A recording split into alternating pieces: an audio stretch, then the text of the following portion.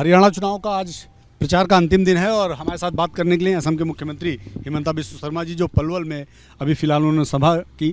लेकिन सर, यहाँ भी वही हिंदू और मुस्लिम, आपने नूह का डर दिखा दिया।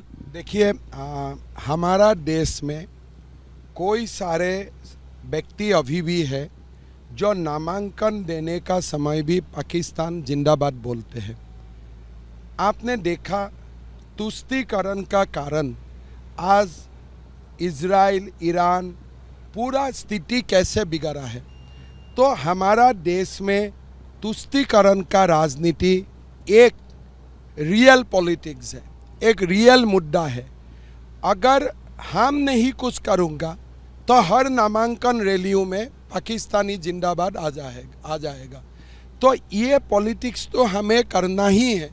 पाकिस्तान का खिलाफ, तुष्टीकरण का खिलाफ हमको तो बोलना ही है। सर, लेकिन राहुल गांधी लगातार यात्रा कर रहे हैं। आज प्रचार का चूंकि अंतिम दिन है, आज भी उनकी यात्रा जारी है और उनका साफ कहना है कि अगर इनकी सरकार आई तो वही जो लोकसभा में चुनाव में उन्होंने नारा दिया था कि संविधान खत्म हो जाएगा और जो SC ST हैं उनके लिए बहुत समस्या हो जाएगी, वो यहाँ भी चल रहा है। हरियाणा में भी यही बात वो बार बार कह रहे हैं। नहीं, देखिए, अभी तो संविधान लेके नहीं जाते हैं कोई सभा में।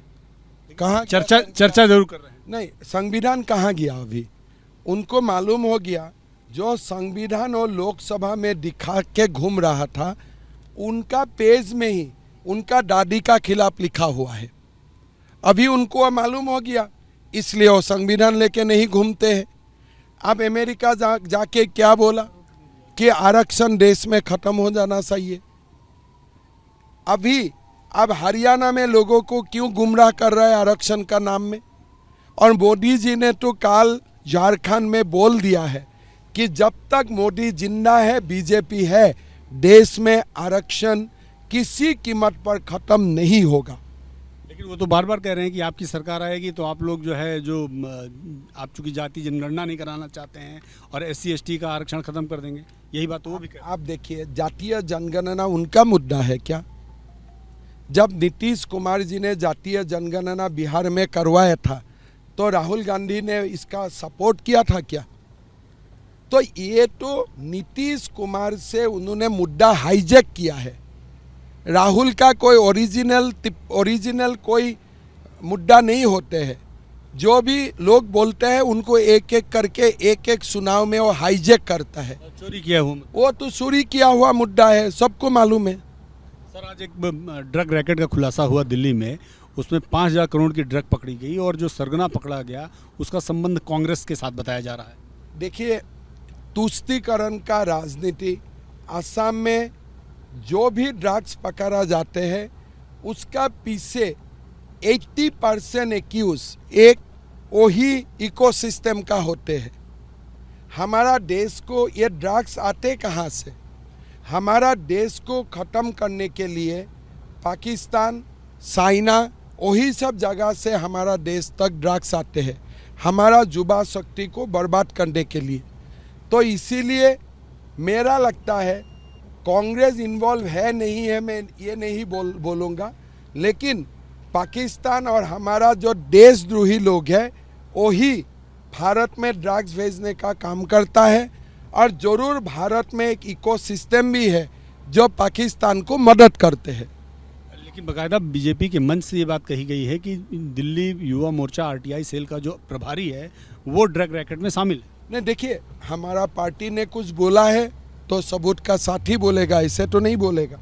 सर, आप चूँकि हरियाणा में बहुत जगह मैंने देखा, कई रैलियां आपने की, और कैसा सपोर्ट मिल रहा है लोगों से? क्योंकि अभी भी ये कहा जा रहा है कि यहाँ की एक बहुत बड़ी लॉबी है, जो जाट लॉबी है, वो भारतीय जनता पार्टी के खिलाफ है। देखिए, मेरा नहीं लगता है यहाँ में खाली जो नूह का पाकिस्तानी लॉबी है वही बीजेपी का खिलाफ है, बाकी लोग बीजेपी का खिलाफ नहीं है।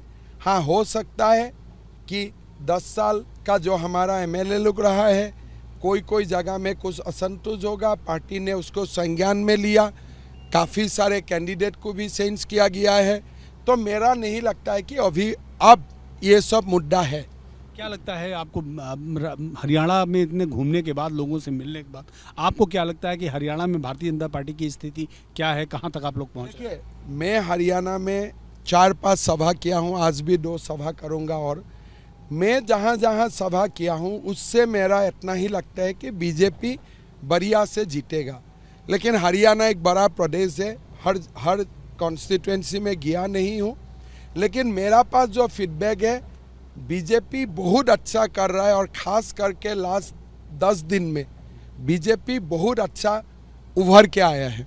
सर, आप लोग कह रहे हैं कि बीजेपी बहुत अच्छा कर रहा है और हर मंच से खर्ची और पर्ची का मुद्दा भी आप लोग उठा रहे हैं, लेकिन राहुल गांधी ने जिस दिन यात्रा शुरू की उस दिन ही यह मुद्दा उठाया कि हरियाणा के युवकों को अग्निवीर जैसी योजना देकर आप लोगों ने ठग लिया है। कैसे ठग लिया है? जब गृह मंत्री जी ने बोल चुका है कि अग्निवीर 7 साल तक सरकारी नौकरी करेगा और 7 साल का भी पेंशन मिलते रहेगा, तो अभी उनको गुमराह करने का काम कौन कर रहा है? राहुल गांधी क्यों अग्निवीर को मानसिकता को दुर्बल करने के लिए बार बार बोलते रहता है? अग्निवीर सीमाओं में तैनात है। क्या अग्निवीर को मानसिकता को दुर्बल करके आप क्या पाकिस्तान को मदद करना चाहते हो? ये तो मुद्दा भी है ही नहीं जब देश का गृह मंत्री जी ने बोल दिया है। उसका बाद भी ये मुद्दा आप क्यों उठाता है? लेकिन उनका कहना है कि अग्निवीर योजना ही बेकार है और उनकी यदि सरकार आती है तो अग्निवीर योजना सबसे पहले खत्म कर। अभी तो समय बोलेगा ना। 4 साल आप आर्मी में नौकरी करो और जीवन का बाकी समय घर का माँ और पिता का साथ रहते हुए आप नौकरी करो। कौन सा योजना अच्छा है आप बताओ? 4 साल आप आर्मी में नौकरी करो, बाकी समय अब हरियाणा में आके नौकरी करो। कौन सा योजना बेटर है? सर, पूर्व ओलंपियन खिलाड़ी और पूर्व भारतीय कांग्रेस की जो विनेश फोगाट हैं, कांग्रेस की कैंडिडेट, उन्होंने आज बाकायदा मीडिया के सामने एक वीडियो जारी किया है और उनका कहना है कि जब वो ओलंपिक्स एसोसिएशन सामने अपनी बात रख रही थी तो उनके वीडियो बनाए जा रहे थे और बाकायदा ये फॉर्मेलिटी की जा रही थी कि एसोसिएशन और केंद्र की सरकार उनके साथ है, लेकिन दरअसल ना तो उनकी हेल्प हो रही थी और ना केवल उनका मजाक उड़ाया जा रहा है। देखिए, विनेश जी देश का खिलाड़ी है, उनके लिए सम्मान है, लेकिन अभी अब वो कांग्रेस का उम्मीदवार है। मैं जुलाना गया था, मेरा नहीं लगता है कि विनेश फोगाट चुनाव जीत रहा है।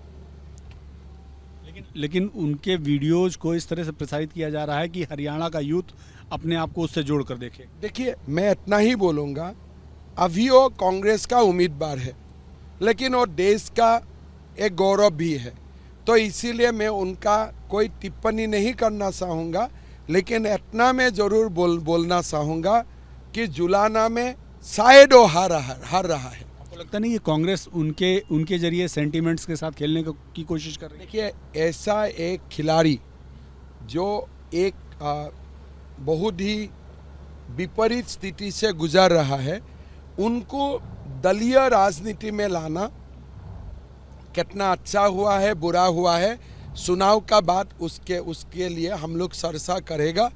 लेकिन कांग्रेस पार्टी उन्हें प्रधानमंत्री का खिलाफ देश का खिलाड़ियों को इस्तेमाल करने का जो षड्यंत्र रच रहा है, ये देश का खेल जगत के लिए अच्छा संदेश नहीं है। सर, बहुत बहुत धन्यवाद आपका, इतना लंबा आपने समय दिया है एबीपी न्यूज़ को और बहुत सारे विषयों पर बात की। हेमंता बिस्व शर्मा जी थे जो साफ तौर पर कह रहे हैं कि इतने बेहतरीन खिलाड़ी को दलीय राजनीति से दूर रखना चाहिए था।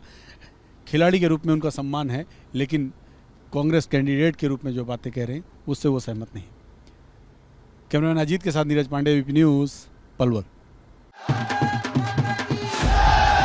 What does Haryana's youth want? What's the political mood of the region? Will these assembly elections correspond to Lok Sabha election results? सरकार बनेगी तो 36 बरादरियों की सरकार बनेगी। Ram Ram. Who will have the last laugh? Will it be Naib Singh Saini of BJP और Bhupinder Singh Hooda from Congress will turn the tables this time? Haryana में मौजूद है हम इस वक्त। Get to know the ground reality of the Haryana elections 2024 with real-time updates in your language and your preferred platform. Only on ABP Live Election Center. Sahi information, har election.